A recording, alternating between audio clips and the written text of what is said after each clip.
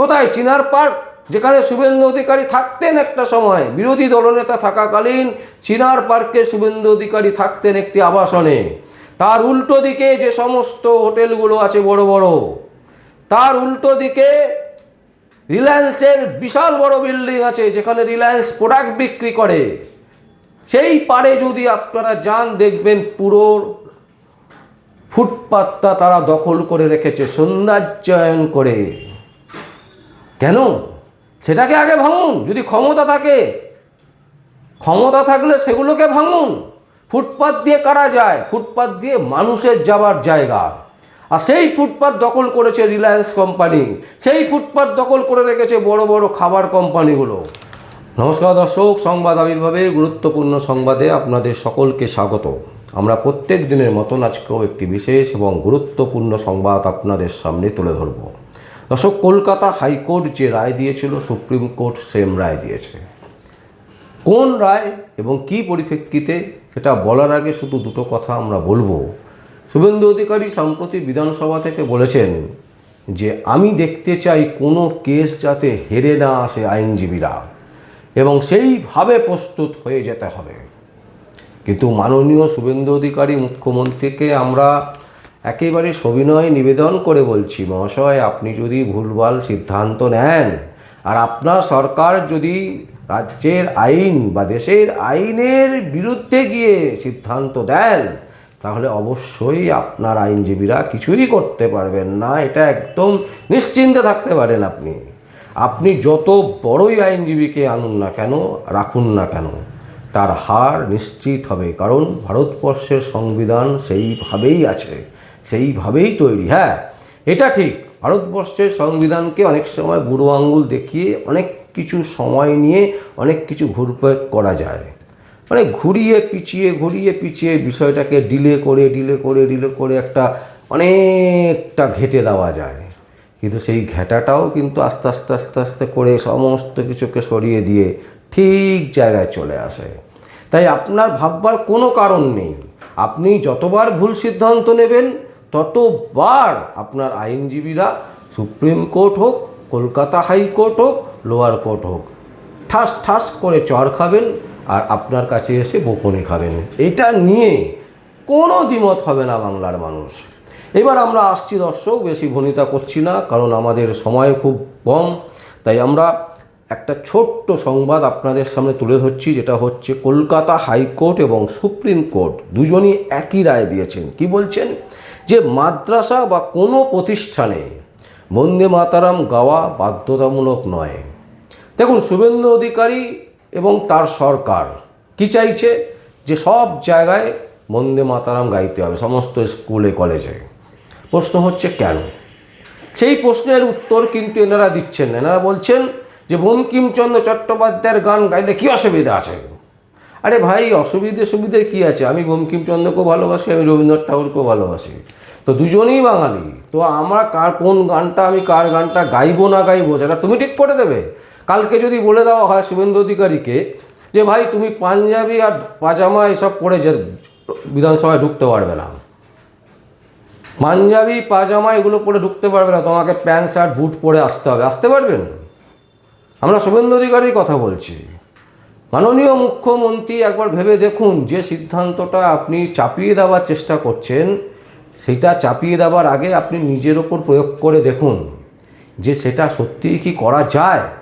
ভালো লাগা না লাগার বিষয় অনেক কিছু আছে। কাকে আমি ভালোবাসি সেটা নিয়ে প্রশ্ন নয়, আমি ভালোবাসি কি বাসি না সেটা এখানে প্রশ্ন নয়। আপনি চাপিয়ে দিতে পারেন না এইভাবে। ভারতবর্ষের সংবিধান এই এখতিয়ার আপনাকে দেয়নি, অথচ আপনি সেই সিদ্ধান্তই দিচ্ছেন যে সমস্ত জায়গায়, সমস্ত ইনস্টিটিউটে, সমস্ত মাদ্রাসাতে বন্দে মাতারাম গাইতে হবে। তাহলে আমরা বলছি, বাংলার মানুষের দাবি যে ভাই ধুতি পাঞ্জাবি নয়, আমরা দেখতে চাই বিধানসভাতে প্যান্ট শার্ট পরে বুট পরে শুভেন্দু অধিকারী যাবেন মুখ্যমন্ত্রী হিসাবে প্রতিদিন, কোনো দিন বাদ যাবে না। ওই ধুতি পাঞ্জাবি বা পাজামা পাঞ্জাবি নয়, একদম প্যান্ট শার্ট পরে বুট পরে যেতে হবে। তো এটা কিন্তু আপনার ক্ষেত্রে অসুবিধে হবে, কারণ আপনি পরে অভ্যস্ত নন, প্রত্যেক দিন আপনি পরেন না। বহুদিন হয়ে গেছে প্যান্ট শার্ট ছেড়ে দিয়েছেন, আপনি পাজামা পাঞ্জাবি বা ধুতি পাঞ্জাবি এই টাইপের জিনিসে পরেন, এবং আপনি নস্টার টাইপের পরেন অথবা চটি টাইপের পরেন, তাই আপনি বুট পরতে গেলে আপনি হোঁচট খাবেন, আর হোঁচট খেয়ে পড়লেই আপনার দুটো দাঁত যদি থাকে সেই দুটো দাঁতও ভেঙে যাবে। তো সেই জায়গাটা লক্ষ্য রেখেই কিন্তু কলকাতা হাইকোর্ট এবং সুপ্রিম কোর্ট তারা কিন্তু বুঝতে পেরেছেন, তারা বুঝেছেন যে এইভাবে মানুষের ওপর কোনো জিনিস চাপিয়ে দেওয়া যায় না, কোনো ইনস্টিটিউটকে এইভাবে চাপিয়ে দেওয়া যায় না। যদিও আপনারা চেয়েছিলেন যে মাদ্রাসাগুলোকে বেশি বেশি করে করতেই হবে, তার সাথে আপনারা ইনস্টিটিউটগুলোতে রেখেছেন, কিন্তু মাদ্রাসা যারা চালান, যে সমস্ত শিক্ষকেরা আছেন সেখানে, তারা বলেছিলেন বারবার যে এটা সম্ভব নয়। আমরা এই গানটাকে শ্রদ্ধা করি বন্দে মাতারামকে, কিন্তু এই গান আমাদের পক্ষে গাওয়া সম্ভব নয়। এর পেছনে যুক্তি আছে, কারণ তাদের ধর্মের যে বিষয় সেখানে আঘাত করছে। কারণ বন্দে মাতারামের গানের মধ্যে একটি লাইন আছে যেখানে বলা হচ্ছে যে মন্দিরে মন্দিরে গিয়ে পুজো করো। যারা মুসলিম ধর্ম পালন করেন তারা কেন যাবেন মন্দিরে মন্দিরে? তারা এই কথাটা বলতে পারেন? আপনি তাদেরকে দিয়ে বলাতে চাইছিলেন যে যেভাবেই হোক তোমাকে ভাই বলতেই হবে, ভারতবর্ষে বাস করো, পশ্চিমবঙ্গে বাস করো, বিজেপির শাসন চলছে, তোমাকে করতেই হবে। কিন্তু বিজেপির শাসন চলতে পারে, কিন্তু ভারতবর্ষের সংবিধান তো আছে, ভারতবর্ষের কোর্ট তো আছে। আপনাকে ভারতবর্ষের সমস্ত মানুষকে আপনি যা বলবেন তাই যদি শোনাতে হয়, তাহলে ভারতবর্ষের সংবিধানটাকে প্রথমে আপনাকে নষ্ট করতে হবে, ধ্বংস করে দিতে হবে। তারপর কোর্ট যে ব্যবস্থা, সেই ব্যবস্থাকে আপনাকে তুলে দিতে হবে। তারপর যদি আপনি পারেন তাহলে হয়তো পারতে পারেন, তা না হলে কিন্তু আপনি পারবেন না। কারণ ভারতবর্ষের সংবিধানে যেগুলো আছে তাকে অবজ্ঞা করে ভারতবাসীকে দিয়ে আপনি যা খুশি তাই করাবেন, তা কিন্তু হবে না। তাই কলকাতা হাইকোর্ট এবং সুপ্রিম কোর্ট দুটো জায়গাতেই আপনারা ধাক্কা খেলেন নয়, আপনাদেরকে চড় মেরে বোঝানো হলো। এবং শুধু তাই নয়, তীব্র ভাষায় সুপ্রিম কোর্টের প্রধান বিচারপতি বললেন যে বন্দে মাতারাম না গাইলে কোনো শাস্তি হবে না। শুধু তাই নয়, সুপ্রিম কোর্ট থেকে আরও বলল যে হিন্দু মুসলমান না করে উন্নয়নের দিকে নজর দিক রাজ্য। বুঝলেন শুভেন্দু অধিকারী? মাননীয় মুখ্যমন্ত্রী এবং তার দলের নেতা নেত্রীদেরকে আমরা বলছি, বুঝতে পাচ্ছেন রাজ্যের উন্নয়ন কিসে হয় সেদিকে নজর রাখুন, সেদিকে নজর দিন। যে প্রতিশ্রুতি দিয়ে আপনারা এসেছিলেন, সরকার গড়েছেন, সেই প্রতিশ্রুতি রাখার চেষ্টা করুন। আপনি হকার উচ্ছেদ করতে চলেছিলেন, হকার উচ্ছেদ করতে গিয়ে দেখলেন বাধা পাচ্ছেন, তাই আপনারা কি বললেন বিধানসভা থেকে, যে হকার উচ্ছেদ এখন করা হবে না, আফটার পুজো আসছে, পুজোর পর হকার উচ্ছেদ হবে। কারণ আপনারা বুঝতে পেরেছেন যে এই হকার উচ্ছেদ করতে গেলে কিন্তু বাংলার প্রতিটি কোনায় কোনায় আপনাকে আঘাত পেতে হবে।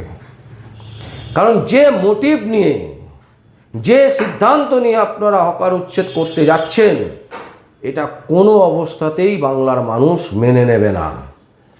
হকার উচ্ছেদ হোক, সবাই চায়, তাদেরকে পুনর্বাসন দিন, তাদেরকে কম্পেনসেশন দিন, যেখানে যেখানে হকার উচ্ছেদ দরকার সেখানে সেখানে করুন। কোথায়? চিনার পার্ক, যেখানে শুভেন্দু অধিকারী থাকতেন একটা সময়, বিরোধী দলনেতা থাকাকালীন চিনার পার্কে শুভেন্দু অধিকারী থাকতেন একটি আবাসনে। তার উল্টো দিকে যে সমস্ত হোটেলগুলো আছে বড় বড়, তার উল্টো দিকে রিলায়েন্সের বিশাল বড় বিল্ডিং আছে যেখানে রিলায়েন্স প্রোডাক্ট বিক্রি করে। সেই পারে যদি আপনারা যান, দেখবেন পুরো ফুটপাতটা তারা দখল করে রেখেছে সৌন্দর্যায়ন করে। কেন? সেটাকে আগে ভাঙুন। যদি ক্ষমতা থাকে, ক্ষমতা থাকলে সেগুলোকে ভাঙুন। ফুটপাত দিয়ে কারা যায়? ফুটপাত দিয়ে মানুষের যাবার জায়গা। আর সেই ফুটপাত দখল করেছে রিলায়েন্স কোম্পানি, সেই ফুটপাত দখল করে রেখেছে বড় বড় খাবার কোম্পানিগুলো। তা সেই ফুটপাতগুলোকে ভেঙে দেখান, সেই ফুটপাতগুলো, দোকানগুলোকে ভাঙুন। এই বড় বড় কোম্পানির যে স্ট্রাকচার করেছে সেগুলোকে ভেঙে দেখান। আপনি সেগুলো ভাঙছেন না, আপনি চলেছেন গরিব মানুষদেরকে, যারা হকারি করে খাচ্ছে তাদেরকে আপনি বন্ধ করতে চাইছেন। যারা রেলে যে সমস্ত অন্ধ মানুষজন ভিক্ষে করে খায় তাদেরকে আপনারা বন্ধ করছেন, যে তারাও রেলের মধ্যে হকারি করতে পারবে না। আর তাই আপনারা বারবার করে চড় খাবেন। মমতা ব্যানার্জি এত তাড়াতাড়ি এতটা এগিয়ে যায়নি যতটা আপনারা এগিয়ে যাওয়ার চেষ্টা করছেন। তাই দর্শক, আজকে আমরা যেটা আপনাদের কাছে বললাম যে আদালত, কলকাতা হাইকোর্ট এবং সুপ্রিম কোর্ট একই রায় দিয়েছেন, পরিষ্কার বলে দিয়েছেন যে হিন্দু মুসলিম না করে উন্নয়নের দিকে নজর দিক রাজ্য। এবং এই যে বক্তব্য, এই যে সুপ্রিম কোর্ট আর কলকাতা হাইকোর্টের যে বক্তব্য, আদালতের এই রায় সাম্প্রদায়িক সম্প্রীতি, ধর্মীয় স্বাধীনতা এবং সংবিধানের মর্যাদা রক্ষার একটি গুরুত্বপূর্ণ পদক্ষেপ বলেই মনে করছে রাজনীতি মহল এবং রাজনৈতিক বিশ্লেষণ যারা করেন তারা। এত সুন্দর রায় দিয়েছেন, এই রায় একেবারে স্পষ্ট করে দিয়েছে যে বিজেপি মূলত চায় যে শুধুমাত্র ধর্মীয় করে মানুষের বিভাজন। সেই বিভাজনকে পাত্তা দেয়নি কলকাতা হাইকোর্ট এবং বিশেষ করে ভারতবর্ষের সর্বোচ্চ আদালত সুপ্রিম কোর্ট। দর্শক, আমরা এই সংবাদ আপনাদের সামনে তুলে ধরলাম। যদি আপনাদের কোনো বক্তব্য থাকে, কোনো কমেন্টস থাকে, অবশ্যই আপনারা কমেন্ট বক্সে কমেন্ট করবেন। আর দেখতে থাকুন পরবর্তী সংবাদ আবির্ভাবে। আমার নাম বিশ্বজিৎ পাল, সংবাদ আবির্ভাবের জন্য।